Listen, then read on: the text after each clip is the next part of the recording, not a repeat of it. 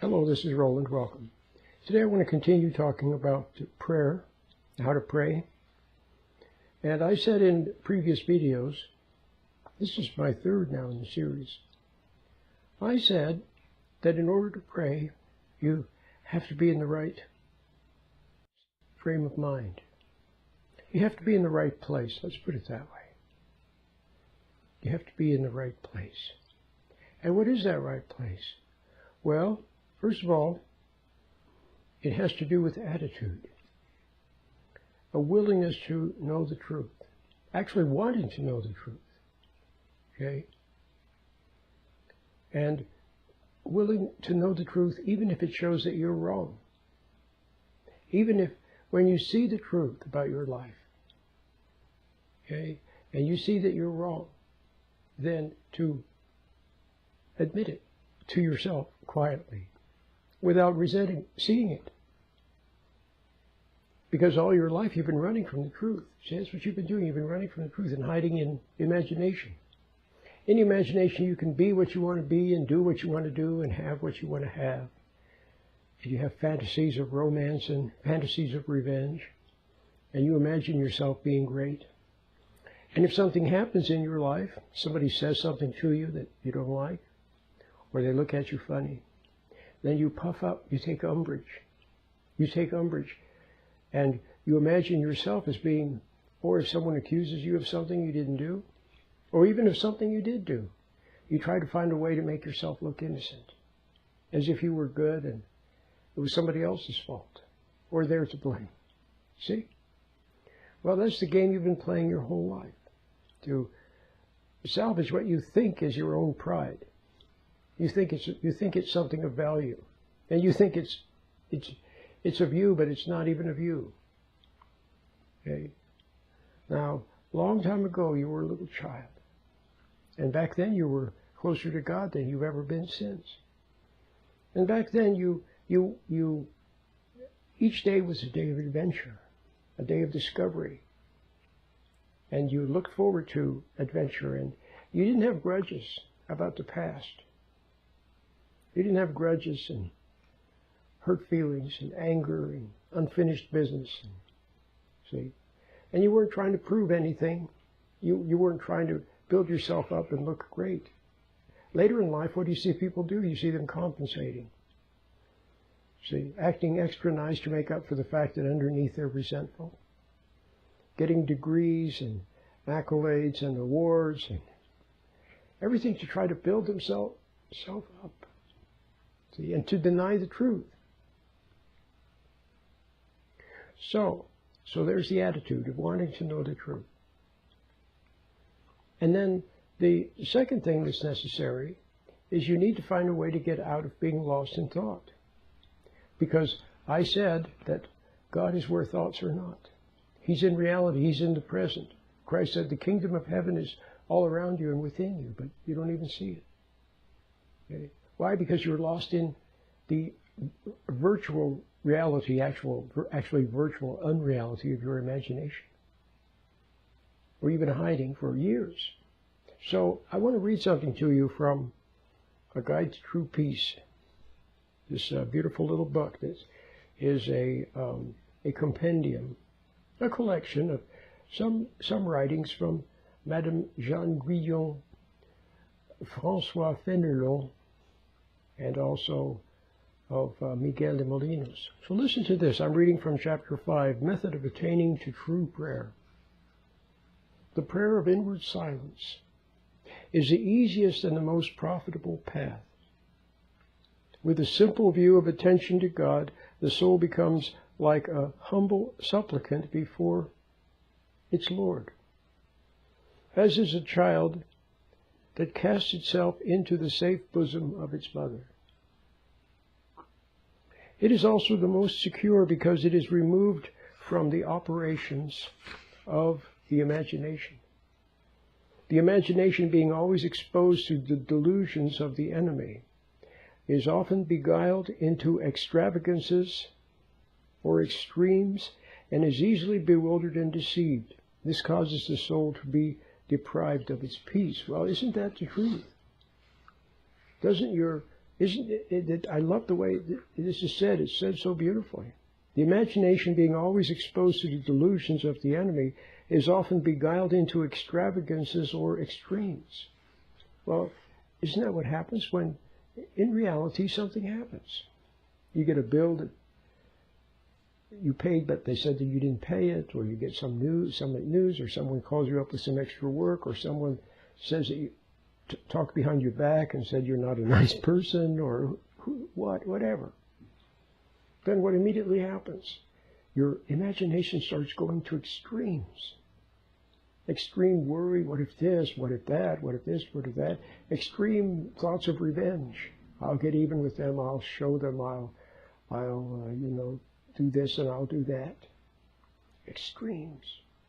Or extremes in thinking, well, I'm always hard done by and I'm innocent and nobody appreciates me and I'm just blah, blah, blah. See the extremes it goes to? And so you can get lost in that. Okay? Which is what most people do. They get lost in that. This causes the soul to be deprived of its peace. Now that is wisdom right there.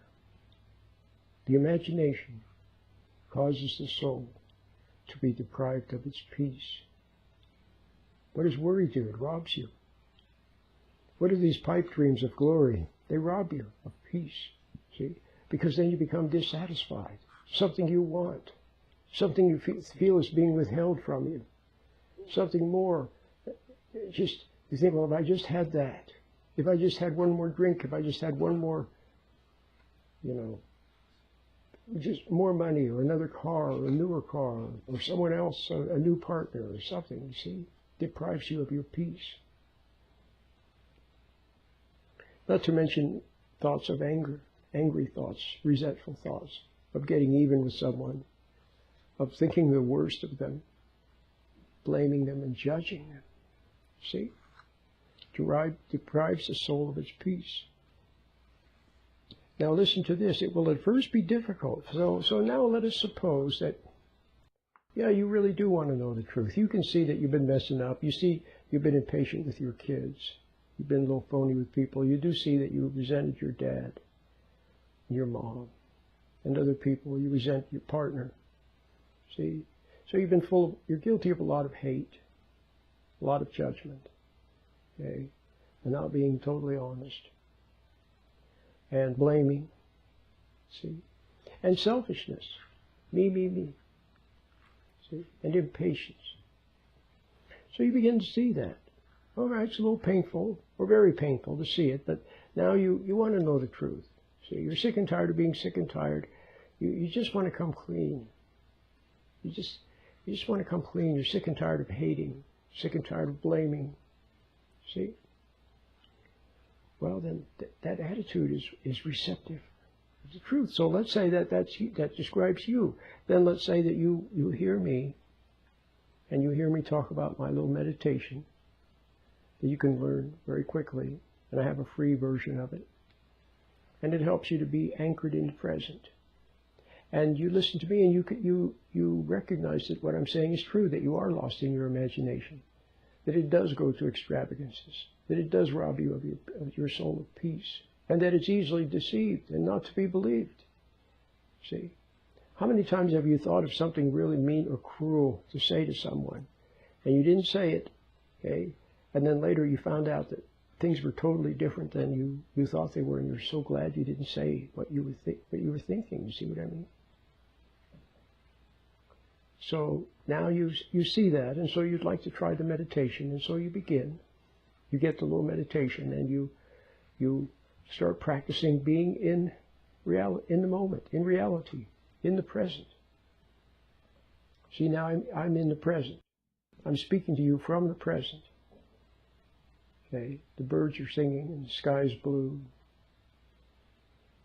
and here I am in the present. Not lost in the imagination, not thinking about the past or worrying about the future, just in the present. Well, so you start to do that, learn how to do that, okay? And you learn how to observe thoughts.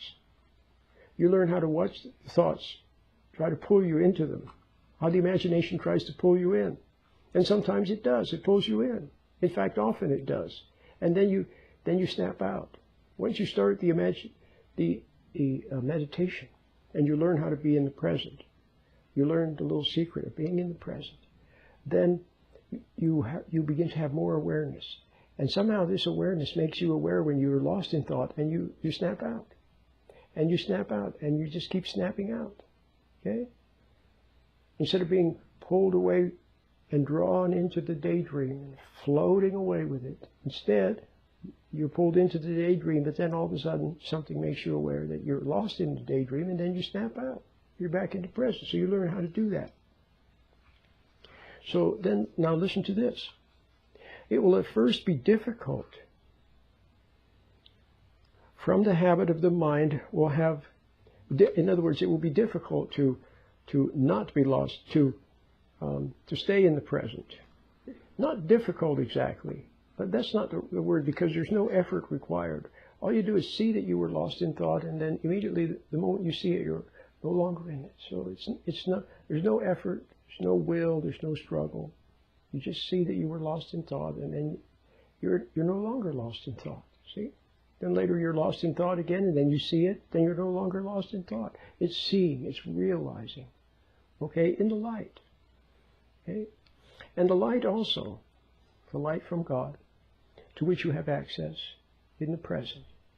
It has a nice effect upon the extravagances of the imagination. It tempers them.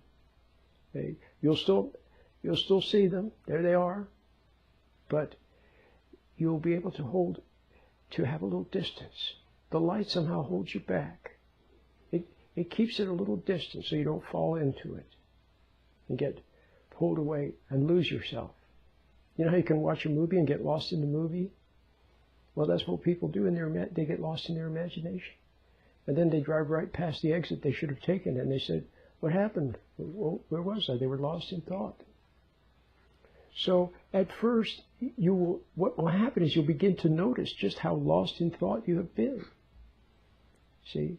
And how little you could concentrate, how you kept being pulled into thoughts. See, you'll notice that. Okay. So it will first be difficult from the habit the mind will have acquired of being always away from home, roving here and there and from subject to subject, to restrain it and free it from those wanderings which are an impediment to prayer.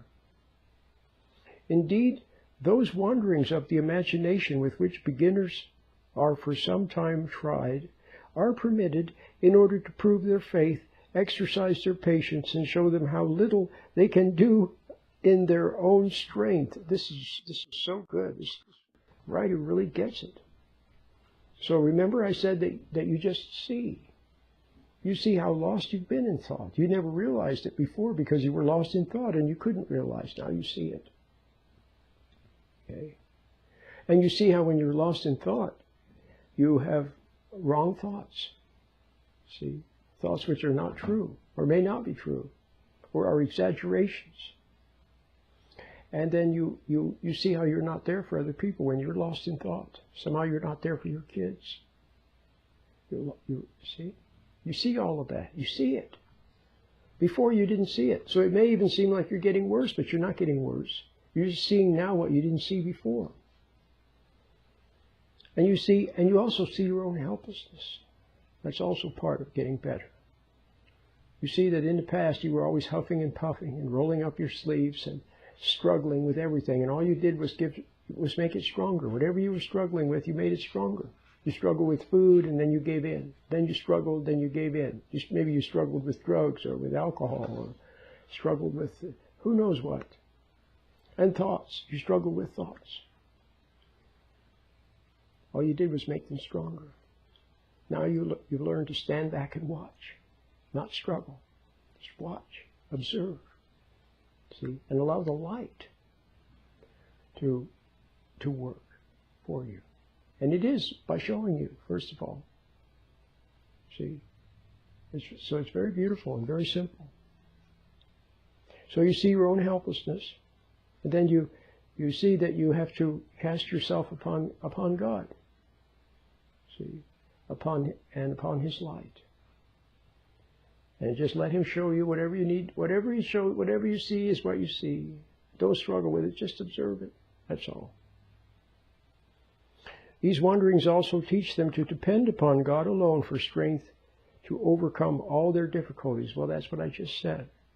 For by His own strength shall no man prevail. Okay, so not by your own strength, but by God's strength and by His grace. Okay. If they place all their hope in Him and faithfully persevere, every obstacle will be gradually removed, and they will find that they will be enabled to approach Him with ease. So we're talking about prayer.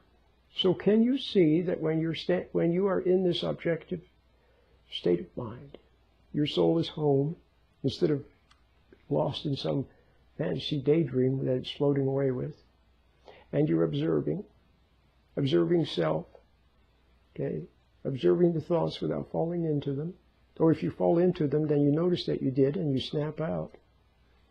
Well, there you are, you're close to the light, you're in the light.